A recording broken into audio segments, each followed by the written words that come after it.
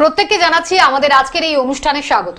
দর্শক বন্ধুদের জন্য যে তথ্যভিত্তিক অনুষ্ঠান নিয়ে আপনাদের কাছে আমাদের আশা, সেই অনুষ্ঠান সম্বন্ধে নতুন কথা শুধু একটাই বলার, যদি আপনি একজন নতুন দর্শক বন্ধু হন তাহলে অবশ্যই প্রোগ্রামটা ভালো করে দেখুন। কারণ বিভিন্ন সময় বিভিন্ন জায়গা থেকে যারা যারা ইউটিউবে আমাদের এই প্রোগ্রামগুলো দেখার সুযোগ পেয়েছেন, তারা এতদিনে অনেক কিছু জেনেছেন। শুধু জানাই নয়, সেই জানাটার মাধ্যমে তারা কিছু কাজে লাগিয়েছেন সেই জানাটাকে, যার ফলে তারা ভালো আছেন। এবারে আপনারা যারা Shri Bhrigu and motivation YouTube চ্যানেলকে নিজেদের বলে মনে করে সেই চ্যানেলের সাথে নিজেদেরকে এঙ্গেজ করেছেন, সাবস্ক্রাইব করে জুড়ে আছেন, তারা সেখানে ডিটেল অনুষ্ঠান দেখার সুযোগ পান, তারা সেখানে নিজেদের জিজ্ঞাসার উত্তরগুলো খুঁজে পাওয়ার সুযোগ পান। আর টেলিভিশনের পর্দায় এই অনুষ্ঠানে আমরা আপনাদের জন্য যে প্রোগ্রামগুলো নিয়ে আসছি, এখানেও আপনারা জানার সুযোগ পাচ্ছেন। তবে একটা প্রোগ্রামের ভিতরে অল্প অল্প করে অনেকগুলো বিষয় সম্বন্ধে কিছু জেনে নেওয়ার সুযোগ আছে। তাই চলুন আজও আমরা জানাবো। হয়তো কিছু এমন বিষয় থাকবে যেটা শুনে মনে হবে কিছুটা হয়তো শুনেছেন, কিন্তু এই সাবজেক্ট, যে কোনো সাবজেক্ট কখনো একটা অনুষ্ঠানে বা একটা পর্বে কমপ্লিট করে ওঠা সম্ভব হয় না। তার ভিতরে বহু কিছু থাকে যেটা জানলে আপনারা নিজেদের লাইফে সেটা কাজে প্রয়োগ করলে ভালো থাকতে পারবেন। আমাদের সঙ্গে আছেন স্বনামধন্য অ্যাস্ট্রোলজার, স্বনামধন্য সংখ্যাতত্ত্ববিদ, বাস্তুবিদ ও হস্তরেখাবিদ শ্রী ভৃগু অনাদি। তাকে স্বাগত জানিয়ে আজকের অনুষ্ঠান এগোচ্ছি। আপনাকে স্বাগত জানাচ্ছি দাদা। নমস্কার। উপস্থিত সকলকে আমার আন্তরিক প্রীতি, শুভেচ্ছা, ভালোবাসা, বড়দের শ্রদ্ধা ও নমস্কার জানিয়ে প্রত্যেক দিনের মতন আজকেও চেষ্টা করব আপনাদের এবং আমাদের জীবনযাত্রার বিশেষ কোনো দিক নিয়ে। যারা আজকে অনুষ্ঠানটি দেখছেন দর্শক বন্ধুদের প্রথমেই বলতে চাইবো যে মূলত প্রফেশনের জন্য আপনি হয়তো প্রফেশনাল ফিল্ডে যাওয়ার জন্য এখন তৈরি হচ্ছেন, আর এই সময় এডুকেশনে আছেন। এবারে তাহলে একটা প্রশ্ন আসতেই পারে যে আপনার যে শিক্ষাগত যোগ্যতা, সেই জায়গা থেকে আপনার জন্য উপযুক্ত চাকরিটা কি হতে পারে, কিংবা যদি ব্যবসা থাকে তাহলে কোন প্রোডাক্টের ব্যবসা আপনার জন্য সঠিক হবে। এগুলো কি একবার মনে হয় না যে জেনে নেওয়াটা প্রয়োজন? এক্ষেত্রে এই বিষয় নিয়ে চলুন আমরা কিছুটা সাজেশন আমাদের অতিথির থেকে জেনে নিই। দাদা, এই বিষয় সম্বন্ধে কিছু গাইডেন্স যদি দর্শকদের দেন যে উপযুক্ত চাকরি লাভের জন্য ঠিক কিভাবে এডুকেশনটাকে মানুষের কাজে লাগানো দরকার। প্রথমত এখানেই তোমার প্রশ্নটা এবং উত্তরটা ধরো এইভাবে লুকিয়ে রয়েছে। আমরা এডুকেশনই করি আর ব্যবসাই করি। আমরা ব্যবসা হলে প্রতিষ্ঠা পাবো আর উপযুক্ত চাকরি পাবো, এই কমন আইডিয়াটা আমাদের থাকে। কিন্তু কি করলে উপযুক্ত চাকরি পাবো আর কোন ব্যবসায় গেলে আমি প্রকৃত অর্থে প্রতিষ্ঠা লাভ করব, এই চিন্তাভাবনাটা মানুষের থাকে না। ওই কারণে মানুষ এডুকেশন করলেও চাকরি বাকরি পাচ্ছে না, তখন আসে। চাকরি পেলো, প্রমোশন হচ্ছে না, সেইভাবে স্যাটিসফ্যাকশন নেই। এক ফিল্ডে এডুকেশন করেছে আর এক ফিল্ডে চাকরি পেয়েছে। ব্যবসা, একাধিক ব্যবসা পরিবর্তন করার পর কোনো ব্যবসা দাঁড়াচ্ছে না, তখন হয়তো জ্যোতিষীর কাছে এলো। কিন্তু বক্তব্য হচ্ছে সময়ের সাথে আপনি প্রতিষ্ঠা পাবেন কি পাবেন না, এটা তো এর আগেও বলেছি, নির্ভর করে কিসের। আমি কর্মর ইমপ্রুভমেন্ট। তা কর্ম কাকে বলে? দশম। তা আপনার লগ্ন থেকে, যেটা আপনার জানার কথা না, কোথা থেকে হয় সেটা আমি বোঝাবার চেষ্টা করছি। জ্যোতিষ কী কীগুলো দেখে। একটা লোকের একই এডুকেশনে একজনের সাকসেস, একজন আসছে, তার তো কারণ থাকবে। আবার তার থেকেও আরেকজন হায়ার স্টাডি করে আছে, সে বসে আছে, তখন মনে হবে না কেন পড়াশোনাটা করলাম? শিক্ষিত ছেলেমেয়েদের সেটাই মনে হয়। কিন্তু দোষটা আপনার নয়, দোষটা আপনার প্রপার গাইডেন্সটা আপনার হয়নি। আপনি এমএ পাস করতে গেলেও, যে আপনি ধরুন এমএতে মাস্টারি করছেন, এমকমও হয়তো মাস্টারি করতে পারতেন, এমএসসিতে করতে পারতেন, কিন্তু আপনি জানতেন না কোন রুটে গেলে আমার সাকসেস আসবে। সেই কারণে আপনি এমএ করেছেন, কি এমএসসি করেছেন, কি এমকম করেছেন। এমএসসি করে প্রচুর ছেলেমেয়ে বসে আছে, সব সাবজেক্টেরই লোক বসে আছে। যার সেটা আইডিয়াল কেরিয়ার ওরিয়েন্টেড হয়নি, সেই বসে থাকবে। যার কেরিয়ার ওরিয়েন্টেড ব্যবসাটা হয়নি, যে ব্যবসা আপনার প্রোগ্রেস করবে, ব্যবসা কাকে বলে? সপ্তম সোর্স অফ ইনকাম, ধনস্থান। নবম ভাগ্য, এটা যেমন ব্যবসার লিঙ্ক। তাহলে কী কী হলো? সপ্তম কমন, সপ্তম থেকে নবম দেখবো যে ওই ব্যবসায় আমার উন্নতি হবে কিনা, ধনস্থান এখান থেকে অ্যাসেট করতে পারবো কিনা। সেই চাকরি ক্ষেত্রে দশম, দশমপতি কোথায় কিভাবে আছে, তাহলে আমাদের নির্ভর করবে, দশমপতির উপর নির্ভর করবে আমি কী ধরনের সাবজেক্ট ঠিক করবো। অর্থাৎ কেরিয়ারটা সাবজেক্ট ওরিয়েন্টেড হতে হবে। ধরুন মেডিকেল পড়েছি, তাহলে আমি ইঞ্জিনিয়ার হিসেবে চাকরি পাবো না বা সফলতা পাবো না, আমাকে সেইভাবে সাবজেক্ট সিলেকশন করতে হবে। তাহলে আমাকে মাথায় রাখতে দশম থেকে কর্ম, নবম থেকে ভাগ্য, যে ওই কর্মের মধ্যে দিয়ে আমার কতটা ভাগ্যের উন্নতি হবে। মানুষ তো প্রচুর কাজের সঙ্গে যুক্ত থাকে, সব কর্মের মধ্যে ভাগ্যের উন্নতি হয়। তাহলে দশমপতির সঙ্গে নবমপতির কী সম্পর্ক রয়েছে? যে আমার ওই কলের মধ্যে দিয়ে ভাগ্য উন্নতি হবে। এবার এখান থেকে কতটা রোজগার করতে পারবো, সোর্স অফ ইনকাম একাদশ, তাহলে বুঝে গেলেন কতটা রোজগার করতে পারবো। এবার সেই রোজগার করে আমি ধন সম্পত্তি পারবো, অ্যাসেট বানাতে পারবো না, দ্বিতীয় হাউস। তাহলে ব্যবসা হলো আমার সপ্তম হাউস। সপ্তম থেকে ব্যবসা, কি ব্যবসা করব, সেই ব্যবসায় উন্নতি হবে কি না সেটা সপ্তম দেখবে। আর নবম থেকে আমার আফটারঅল উন্নতি, দ্বিতীয় থেকে ধনস্থান, মানে ধন বাক্য মস্তিষ্কে কতটা অর্থ জমাবো, আর একাদশ থেকে সোর্স অফ ইনকাম।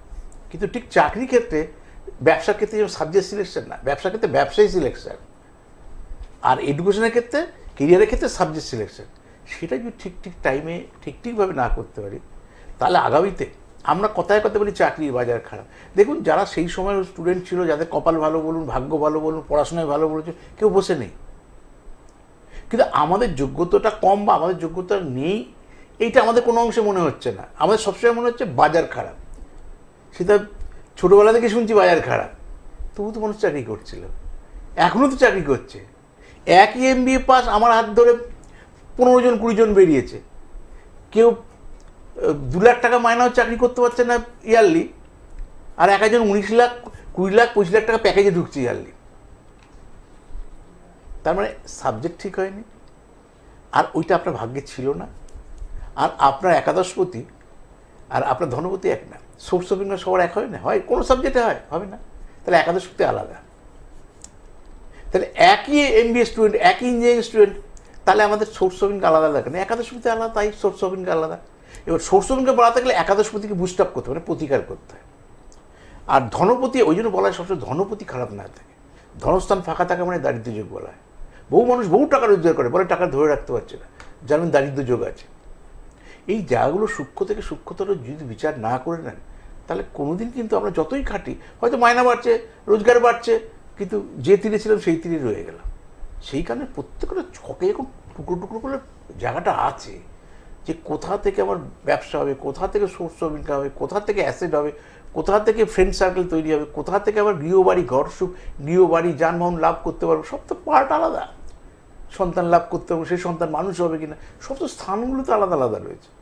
তো এত তো না ভাবার কোনো কারণ নেই। তাহলে ইচ্ছা মতো এডুকেশন না করাটাই বুদ্ধিমানের কাছে। আপনারা সবাই মেধাযুক্ত স্টুডেন্ট, কিন্তু প্রপারলি এডুকেশন করুন, যেটা দিয়ে কেরিয়ার হবে। ঠিক ব্যবসা করুন, যে ব্যবসা আপনার জন্য উন্নতি করে। 2-3টে ব্যবসা করতে করতে একটা ব্যবসায় এসে ক্লিক করে গেল, সেটা হয়তো কোনো অংশে ঠিক না, আর সেই সময় চলে গেছে। আমাদের সময় ছিল অনেক কিছু করতে করতে আপনার হয়ে গেছে। এখন যে খেলোয়াড় হবে প্রথম থেকে, যে সিঙ্গার হবে প্রথম থেকে, যে ছোটোবেলা থেকে নাচ গানের জন্য মা বাবারা নিয়ে যাচ্ছে, কত ছোটো ছোটো বাচ্চা, কত ট্যালেন্টেড, মা বাবাদের স্যাক্রিফাইস মা বাবা। এটা যদি বলতেন বড় হয়ে 20 বছর বয়সে আজকে সুপর্ণাকে যদি বলে তুমি না নৃত্যশিল্পী হিসেবে খুব ভালো হতো, ছকে দেখলাম, এই কথাগুলো আজকে কোনো কাজে লাগবে? তাহলে ছোটোবেলা তাকে নেওয়া দরকার ছিল। তুই না সিঙ্গার হিসাবে সাকসেস পেতে, ও কোনোদিন গানই শেখেনি, ছোটোবেলা থেকে এইগুলোকে ধরিয়ে দিলে কাজ হতো। তুমি না মডেলার হিসাবে বিখ্যাত হতে। তাহলে এই কানেকশানগুলো তার একটা অ্যাপ্রোপ্রিয়েট টাইম রয়েছে। এবার আমাকে যদি বলতো আপনি খেলোয়াড় হলে খুব ভালো, একটা ছকে খেলোয়াড়ের কানেকশান আছে তো আমার। খেলোয়াড়ের একটা উপযুক্ত টাইম থাকে, তারপর তার রিটায়ারমেন্টের টাইম এসে যায়। তাই আমরা আমাদের তো প্রপার কেউ গাইড করেনি। এখনকার ছেলে মেয়েদের অ্যাওয়ারনেস আছে, বাবা মারা প্রথম থেকেই নামকরণ করাচ্ছে, নার্সিংহোমে কখন বাচ্চা ডেলিভারি নেবো সেগুলো করাচ্ছে, প্রচুর অ্যাওয়ারনেস এখনকার সন্তানদের প্রতি মা বাবার। তাহলে যারা এখনও করেননি, আর দেরি না করে ইমিডিয়েট এসে যোগাযোগ করুন, যাতে লাইফস্টাইলটা আপনার নষ্ট না। আর এই কারণে আমরা একাধিকবার আপনাদেরকে যে কথাটা মানে বলতে থাকি, সেটা হলো যে সময়ে কাজ করা। আর এই সময়ে কাজ করার জন্য দরকার আপনাদের সঠিক মানুষের সঙ্গে সন্ধানটা, যে তার সন্ধানটা পেয়ে গেছি, এবার তার সঙ্গে কন্ট্যাক্টটা করবেন কিভাবে এটা জানা। তার জন্য 9830143766 নাম্বারে ফোন করে যদি মনে করেন যে কন্ট্যাক্ট করছেন, এবারে কন্ট্যাক্ট করার দুটো উপায় রয়েছে। একটা, আপনি চেম্বারে যোগাযোগ করেন বুকিং করে, আরেকটা আপনি অনলাইন গাইডলাইন নিতে পারেন যে কোনো জায়গা থেকে।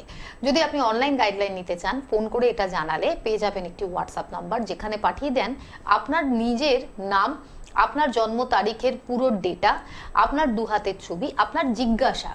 2 হাতের ছবির পরে আপনি আপনার গার্জিয়ানের নামের প্রথম অক্ষর দিন, আর যে পারিশ্রমিক যেটা রয়েছে সেইটা আপনি যখন অনলাইন পাঠিয়ে দিচ্ছেন, তার 48 ঘন্টার ভিতরে আপনারা নিজেদের জিজ্ঞাসার যে উত্তর সেটা যাচ্ছেন। এবার যদি চেম্বারের জন্য ট্রাই করেন, নামের বুকিংটা করাবেন নাম্বারে, করে প্রত্যেক সপ্তাহে প্রত্যেক বুধবার রাসবিহারী এভিনিউ চেম্বার থাকছে, পেয়ে যাবেন আপনারা প্রত্যেক বৃহস্পতিবার, শনিবার, রবিবার খড়দায়, আর প্রত্যেক সপ্তাহে শুক্রবার পেয়ে যাবেন শিয়ালদায়। তাহলে দুটো পথই আপনাদের কাছে থাকলে, দুটো উপায়ের মধ্যে যেটাতে আপনি কমফোর্টেবল, যেটাতে আপনার মনে হবে আপনার জন্য সহজ, আপনি সেভাবে কন্ট্যাক্ট করতে পারেন। আলোচনার দিকে এগোতে থাকবো। যেভাবে আমরা জানলাম যে এডুকেশন, উপযুক্ত শিক্ষা লাভের, এই চাকরি লাভের ক্ষেত্রে কি ধরনের এডুকেশনটা প্রয়োজন, ঠিক কখন আসাটা প্রয়োজন, এই জায়গা থেকেই আরো কিছু বিষয়ের মধ্যে থেকে অন্যতম একটি বিষয় যেটা মানুষের মনের মধ্যে বারংবার আসে, সেটি হলো যে তার জীবনে কি আর্থিক কোনো প্রাপ্তির সম্ভাবনা বা কোনো যোগ আছে। এখনো পর্যন্ত তিনি কোনো অ্যাস্ট্রোলজারের কাছে হয়তো যাননি, কিন্তু অনুষ্ঠানগুলো হয়তো দেখেছেন, মনের মধ্যে প্রশ্ন আসতেই পারে। তাহলে যদি এই রকম কোনো প্রশ্ন থাকে, তাহলে কি হতে পারে তার গাইডেন্স, এটা আজকে দাদা একটু যদি জানান। প্রথমত আমরা আর্থিক সচ্ছলতা সবাই চাই, আর্থিক প্রাপ্তি আমরা সবাই চাই। আর্থিক প্রাপ্তির প্যাটার্নও অনেক রকমের প্রাপ্তি হয়। লটারি প্রাপ্তি, পরধন প্রাপ্তি, সব আলাদা আলাদা ক্ষেত্র থেকে ছকে দেখা হয়। এবার সব ধরনের সবার প্রাপ্তি থাকবে না। খুব দারিদ্রতার সঙ্গে লড়ছে বহু লোক আছে, হঠাৎ একটা লটারি পেয়ে লাইফস্টাইল বদলে গেল, এরকম মানুষ আছে। আবার একটা লটারি আপনার 1 কোটি টাকা পেলে কিছুই হবে না, আর আপনি যেই কয়েক কোটি টাকার মালিক। আর যে কয়েক কোটি টাকা সাধারণত লটারির টিকিট 1 কোটি টাকার কাটতে চাইবে না 6 টাকা দিয়ে। আমি সাধারণ অ্যাঙ্গেলে বলছি, আমি এরকম কোনো লোককে দেখিনি যে কোটি কোটি টাকার মালিক আর সে 6 টাকা দিয়ে একটা টিকিট কাটছে 1 কোটি টাকা পাওয়ার জন্য। সে নিজে জানে আমি যে 65 লাখ টাকা পাই, 65 লাখ টাকাতে একটা দোকান কিনতে পারবো না।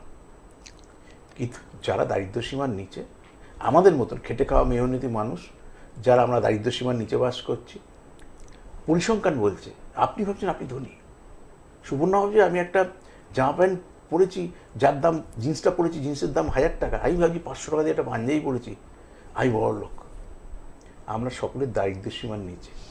এই বোধটা যখন আসবে তখন আমাকে কি করতে হবে, নিজের কাজটা হয়ে যাবে। যদি জানেন আপনি ধনী, তাহলে হয়ে গেল, আর ওঠার স্কোপ আমাদের আর থাকবে না। তাই আমরা যারা দারিদ্র সীমার নিচে বাস করছি, তাদের অ্যাওয়ারনেসটা আরও বেশি প্রয়োজন। তাদের আগামী দিন আরও টাফ আসছে, তাদের আগামী দিন আরও খারাপ আসছে। এই দারিদ্র সীমার নিচে যে সমস্ত মানুষ আমরা রয়েছি, তারা এতে লটারির টিকিট বা এইসব 6 টাকা দিয়ে যদি ভাগ্য পরীক্ষা করি, যদি লাইফস্টাইল করে, কিন্তু ওর ভাগ্য পরীক্ষাটাই মাথায় রাখবেন। লটারির টিকিট কিন্তু শ্রম ওরিয়েন্টেড পরীক্ষা নয়। শ্রম দিয়ে আপনি ফার্স্ট হতে পারেন, শ্রম দিয়ে একটু বেশি ফসল আসতে পারে, কিন্তু কোনো শ্রম দিয়ে আপনি লটারি পাবেন না, সেটা ভাগ্যে থাকতে হবে। যে কোনো প্রাপ্তি ভাগ্যে, সব প্রাপ্তিগুলো আলাদা আলাদা ক্ষেত্রে। অনেকে পরধন প্রাপ্তি, যে ও লিখে দিয়েছিল, এখন তো নিজের লোকই লিখে দেয় না, পরের লোক লিখবে কেন। অষ্টম থেকে নিধন, অষ্টম থেকে মামলা মোকদ্দমা, অষ্টম থেকে কীভাবে পৃথিবী ছেড়ে আমরা চলে যাব, আর পরধন প্রাপ্তি। আর খেলায়, এই যে খেলায় প্রেডিকশানগুলো দিই, তো হার জিত, কে জিতবে কে হারবে, এইগুলো বিচার অষ্টম স্থান থেকে হয়। ধনস্থান থেকে তার অ্যাসেট আদৌ হবে কিনা, সেখানে কোনো দারিদ্র যোগ আছে কিনা, সেই ন্যায্য প্রাপ্তি থেকে বঞ্চিত অনেকে আছে না, কোয়ালিটি অনুসারে জায়গা পায় না, এই সবটার মধ্যে কালসর্প যোগ আছে নাকি দারিদ্র যোগ আছে। চতুর্থপতি কী আছে, যেখানে গৃহ বাড়ি পরিবেশ তৈরি করতে পারবো। দেখা যায় বিয়ের পরই তার ভাগ্যের পরিবর্তন ঘটলো। 4th হাউস মানে বউ, আমার যেটা বাপের বাড়ি সেটা মেয়েটার শ্বশুর বাড়ি, মেয়েটার যেটা বাপের বাড়ি সেটা আমাদের শ্বশুর বাড়ি। তাহলে 4th হাউস কোনো মেয়ের বলবান যদি থাকে, তাই বিয়ের পর তার আর্থিক উন্নতি হয়। 5th হাউস, সন্তান আসার পর তাদের জীবনের আয় উন্নতির প্রাপ্তি হয়। বিভিন্ন লোকে হাজবেন্ডের চাকরি প্রমোশন হয়েছে, আপনি চাকরি পেয়েছেন, ব্যবসা শুরু করেছিলেন, সন্তান হওয়ার পর ব্যবসায় ফুলে ফেঁপে উঠেছে। এই যে বিভিন্ন টাইপের প্রাপ্তি, সব তো আলাদা আলাদা কানেকশান থেকে হবে। এবার সবার তো সব জায়গাগুলো ভালো হবে না। কারণ সন্তান হওয়ার পর, সন্তান হওয়ার আগে অবধি এত কষ্ট করেছে, সন্তান হওয়ার পর তার লাইফস্টাইল বদলেছে, তার পঞ্চম স্থানটা তার বেনিফিট ছিল। সেই সন্তানের যখন দশাটা আপনার চলছে, সেই দশাটা আপনার পজিটিভ দশা ছিল, অত এতদিন কষ্ট করেছেন, দশাটা আপনার জন্য অনুকূলে ছিল না। তাহলে উপযুক্ত সময় উপযুক্ত জিনিস হবে, সেগুলো ছক খুললেই বোঝা যায় কোন সময় থেকে আপনার ইমপ্রুভমেন্ট। আদৌ প্রাপ্তিটা কি, এটা চাকরি প্রাপ্তি নাকি বিবাহের ক্ষেত্রে কোনো অন্য অ্যাসেট প্রাপ্তি, নাকি পরধন প্রাপ্তি, নাকি লটারি প্রাপ্তি, আরও বহু ধরনের প্রাপ্তি রয়েছে। তা বক্তব্য সবটাই কিন্তু আপনাকে ভাগ্য ওরিয়েন্টেড থাকতে হবে। ভাগ্যে থাকলে এবার কোনোটা শ্রম দিতে যেমন প্রাপ্তির জন্য যদি মনে করেন, যেগুলো এই যে লটারি প্রাপ্তি, ফাটকা প্রাপ্তির জন্য কি আর আপনাকে শ্রম দিতে হবে, সেটা ভাগ্যে থাকতে হবে। আর বাদ বাকির জন্য ফার্স্ট হওয়ার জন্য ফার্স্ট ভাগ্যে হয় না, ফার্স্টটা শ্রম দিতে হবে, ভাগ্যে কোনটা করেন যেটা আপনার দ্বারা নিয়ন্ত্রিত না। আপনি লিখতে পারেন খুব ভালো, খাতা কিন্তু আপনার দেখার রাইট নেই, খাতায় আপনি নম্বরটা বসাবেন না, দ্যাট ইজ ভাগ্য। দেখা গেল ভাগ্য খারাপ থাকলে সেই মাস্টার কারোর সঙ্গে ঝামেলা করে এসছে, বাড়িতে কোনো মনোমালিন্য, হয়তো টেনশনে থাকে, খাতা কার কাজে চলে গেছে, দেখছেন না মাঝে বই খাতার মুড়ি হয়ে যাচ্ছে, এই ঠোঙা হয়ে যাচ্ছে, রাস্তায় পড়ে যাচ্ছে, হারিয়ে যাচ্ছে, মাঝে মাঝে তো আমরা দেখি, ওটা দেখি, এরকম অগুন্তিক আছে। যাদের ভাগ্য খারাপ, যে কোয়ালিটি স্টুডেন্ট, সে সেই জায়গাটা পেল না, তবে খাতার হারিয়ে যাওয়ার জন্য বা নাম্বারটা ভুল বসলো। আমার যদি 40 জ্যোতিষ বহু দেখেছি।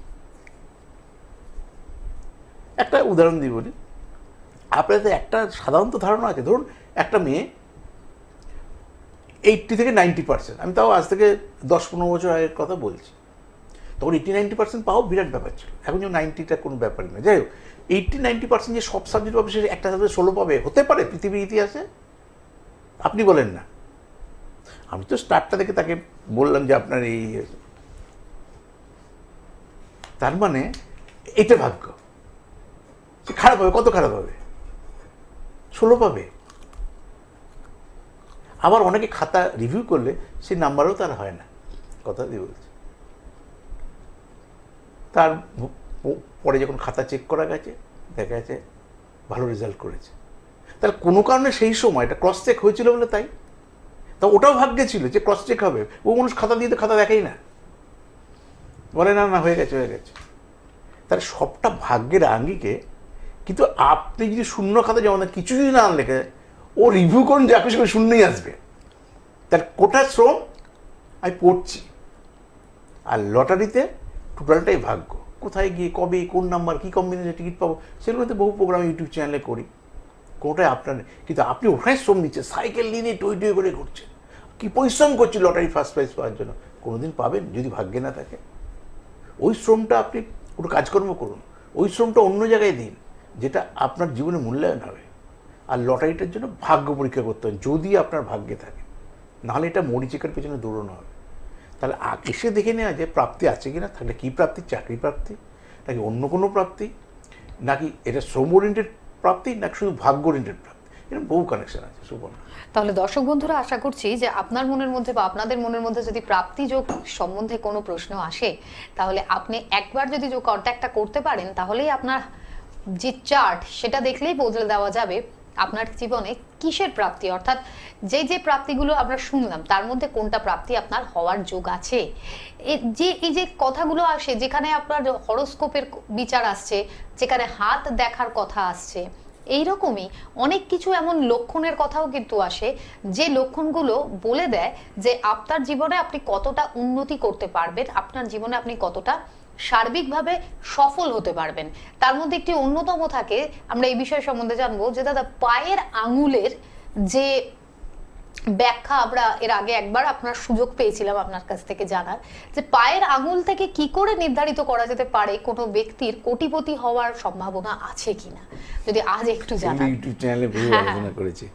দেখো, এখন এই কথাগুলো বললে কি বিতর্কিত বিষয়, এইভাবে বলি, আমি তো বিতর্কিত মনে করি না, কিন্তু বিতর্কিত বিষয় কোথায়, ধরো এই কথাটা মনে করো। আমি অন্য একটা উদাহরণে আসি। আমরা করোনার সময় আমাদের লাইফস্টাইল চেঞ্জ হয়ে গেল না, এই সাবজেক্টটা কিন্তু মনে করার পরে, করোনার সময় আমাদের লাইফস্টাইল চেঞ্জ হয়ে গেল না, বারবার হাত ধুচ্ছি, বারবার এই করছি, অমুক করছি, তমুক করছি, জামা কাপড় ছাড়ছি, এই করছি, বাইরে থেকে এসে এই করছি। আগে হলে কি বলতো, ঠাকুমা দিদা দেখতাম বারবার জল ঢালছে, ছুচিবাই বলতাম, এই শব্দটা এখন শোনা যায় না, আগে ছিল। তা আমরাও কিন্তু করোনার সময় ছুচিবাই হয়ে গেছিলাম, যদি ভালো করে ওইটা যদি ফলো করো। কিন্তু ডাক্তারি পয়েন্ট অফ ভিউ থেকে যে তার অ্যাডভাইসটা ফলো করছি বলে তোমার ছুচিবাই মনে হচ্ছে না, কারণ আমরা অনেকেই করছি। আর তখন সেগুলো কমন সেই সময়ের লোকরা করতো। পরের জেনারেশনের ছেলেরা আমাদের মতো তো আমার ঠাকুমা ছুচিবাই, আমার দিদারা ছুচিবাই, আমাদের অমুকরা ছুচিবাই, এই মনে হতো। তাহলে সময় আমার পরিষ্কার পরিচ্ছন্নতা বরাবরই দরকার ছিল। তারা বাথরুম থেকে স্নান করতো, আমরা বাথরুম গিয়ে স্নান করি, বাথরুম তো আমাদের ঘরের মধ্যে। আগে এইখানে বাড়ি তো কত দূরে বাথরুম, মা হেরিকেন নিয়ে দাঁড়াতো ভয়ে, ন্যাচারালি বড় জমির মধ্যে বাড়িতে অনেক দূরেই বাথরুম থাকতো। বাথরুমের এত আধুনিকতা ছিল না ওয়াশরুমের, তখন বাথরুমকে ওয়াশরুমও বলতো না, স্নান করার জায়গা আলাদা, পটি করার জায়গা আলাদা, তাই না সুপর্ণা? এখন ব্যাপারটা সেট আপটা অন্য জায়গায় হয়েছে। আগে ভয় লাগতো, দাঁড়াতে হতো, মাকে বলতাম, আর ম্যাক্সিমাম মানুষের সম্বল মা। জানি না আপনাদের কি, আমার ছিল মাই সম্বল। সব কিছুতেই মা দাঁড়াবে, ঘুমের চোখ নিয়েও দাঁড়াচ্ছে। ছোটোবেলাতে বুঝতামই না। তাহলে আমাদেরকে মাথায় রাখতে হবে, তাহলে আমরা ছুঁচিবাই শব্দটা ঠিক না। পরিষ্কার পরিচ্ছন্নতা সবসময় দরকার ছিল, এখনও আছে, আগামীতেও থাকবে। রূপটা চেঞ্জ হয়েছে। আমাদের আরেকবার লকডাউন স্মরণ করিয়ে দিল। এবার সাবজেক্টে আসো, কি বলছিলে তুমি? যে আঙুলের এই যে লক্ষণ শব্দটা, এটাও দেখুন সেই পেছন দিকে ফিরে যাওয়ার কথা। অনেকদিন মানুষ ভুলে গেছিল। আগে বিয়ের ক্ষেত্রে প্রথম বলতো, মা তোমার চলন দেখি, তুমি একটু বৌমা একটু হেঁটে দেখাও তো, মা তোমার চুলটা দেখি, তোমার হাঁটা দেখি। এই দেখে যারা বিয়ে দিত তার সন্তানকে, মেয়ে ডিসাইড করতো। তখন এত আধুনিকীকরণ ছিল না, তখন জ্যোতিষের অ্যাওয়ারনেসটা এত ছিল না। রাশি দেখে, লগ্ন দেখে, মাঙ্গলিক আছে কি মাঙ্গলিক নেই, অষ্টমপতি আছে নবমপতি আছে, কার কি ছেলের সঙ্গে মেয়ের ডিগ্রি, তারাও শুধু আপেক্ষিকভাবে তারা লক্ষণ দেখেই বিয়ে দিত। তাতে বহু মানুষ সাকসেস হয়েছে। এই লক্ষণ শব্দ তখন, এখন যদি নতুন করে লক্ষণ শব্দটা বলি, আপনি ভাববেন না সেই যুগের কথা বলছে। সেই যুগের কথা না। লক্ষণ মানে আপনি সব নিয়ে এসেছেন, সেটার বহিঃপ্রকাশ যে লক্ষণটা বোঝে। বুঝতে পারছি? ধরো তুমি একরকম দেখতে, আমি একরকম দেখতে, একটা সেট আপ হয়ে গেছে। আমার কোথায় তিল আছে, তিল তো সেট আপ হয়ে গেছে, আমার এটা একটা লক্ষণ হয়ে আছে। সে লক্ষণের আউটপুটটা জ্যোতিষ বলতে পারে।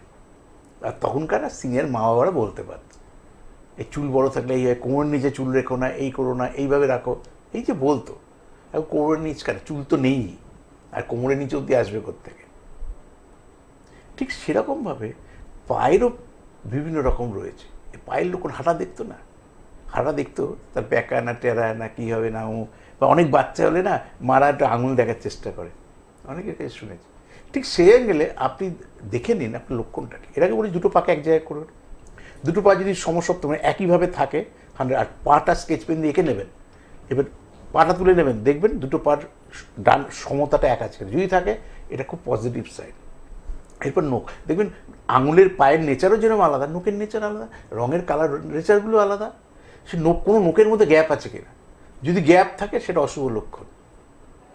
মানে আমি এটা ওইভাবে ইন্ডিকেট করতে চাইছি না এই কারণে যে অশুভ লক্ষণ মানে আপনার খারাপ হবে এটা নয়, কিন্তু ভালো প্রোগ্রেস করার খুব ডিফিকাল্ট আপনার ক্ষেত্রে। কারণ তো থাকবে, তাই তো সবার উন্নতি হচ্ছে না। কিন্তু তখনকার ভার্সানটা আর এখনকার ভার্সানের মধ্যে বেশি ডিফারেন্স আছে। তখন বলতো অশুভ, এই ছেলের সঙ্গে বিয়ে দেবো না, কি এই মেয়ের সঙ্গে বিয়ে দেবো না, এ অলক্ষী, এইসব শব্দগুলো এখন আর ইউজ হয় না। অলক্ষী বলে কোনো শব্দ নেই। উন্নতি হচ্ছে না, হয়তো একটু দেরিতে হবে। যেটা খারাপ আছে সেটাকে প্রোটেকশন দাও, তাকে পজিটিভ এনার্জি দাও। তখন শব্দগুলো প্রয়োগগুলো ওইভাবে ছিল। তখন একটা সুস্থ মেয়ে বিচলিত হয়ে যেত, আরে ওই মেয়েটা তো কারোর জন্য উপযুক্ত, আপনার ছেলের জন্য নাও যেতে পারে, তাহলে অলক্ষী বলে কোনো ডেফিনেশন দেবো না। তাই লক্ষ্মী অলক্ষী বলে নেই, শুভ অশুভ জ্যোতিষ ভাষায়। ঠিক সেরকম শুভ লক্ষণগুলোকে দেখুন, অশুভ লক্ষণগুলোকে বর্জন করা, শুভ লক্ষণগুলোকে অ্যাকসেপ্ট করা। এবং সেই শুভ লক্ষণ যদি থাকে, আমাদের যেমন হাতে থাকলেও প্রাপ্তি হবে, হাতে থাকলেও বিয়ের পর উন্নতি হবে, সেরকম হাত নখের, কারণ পায়ের দিকে তাকিয়ে তো ওইভাবে ক্লারিফিকেশন করা সম্ভব না। আপনি নিজের পাটা নিজে দেখুন, স্কেচ পেনে আঁকুন, দুটো ডাইমেনশন এক কিনা, যদি থেকে 100% ভালো। সুপর্ণা। দর্শক বন্ধুরা, আজকের বিভিন্ন বিষয় সম্বন্ধে যতটা জানলেন, আশা করব যে এটা আপনাদের কাজে তো নিশ্চয়ই আসবে। এবং আরও এই ধরনের বিষয়বস্তু সম্বন্ধে জানার আগ্রহ থাকলে অনুষ্ঠানের দিকে লক্ষ্য থাকা এটা যেমন ইম্পর্টেন্ট, একই রকমভাবে ইউটিউব চ্যানেল রিভিউ অ্যান্ড মোটিভেশনের দিকেও কিন্তু নজরটা দিন। অনেক ভালো ভালো অনুষ্ঠান যেখানে বিস্তারিতভাবে বিভিন্ন বিষয়ের ওপরে রয়েছে, শুধু একটু নিজেকে দেখে খুঁজে নিতে হবে যে আপনার জন্য কোন টপিকটা আপনি খুঁজছেন। আজ অনুষ্ঠান এই পর্যন্তই। যারা যারা কন্ট্যাক্ট করছেন অবশ্যই নামের বুকিং করে তারপর যোগাযোগ 9830143766 নম্বরের মাধ্যমে অনলাইন গাইডলাইন পাওয়ার সুযোগ রয়েছে। একইভাবে যদি বুকিং করে চেম্বারের জন্য ট্রাই করেন, তাহলে বুকিংটা প্রথমে করে যে চেম্বারের জন্য ট্রাই করছেন সেখানে পৌঁছাতে পারেন। এবং যোগাযোগের মাধ্যমে নিজেদের প্রশ্নগুলোর উত্তর জেনে নিন, ভালো থাকার চেষ্টাটা করুন। আমাদের অতিথিকেও ধন্যবাদ জানাচ্ছি এবং সকল দর্শক বন্ধুদের জানাবো সকলে ভালো থাকবেন।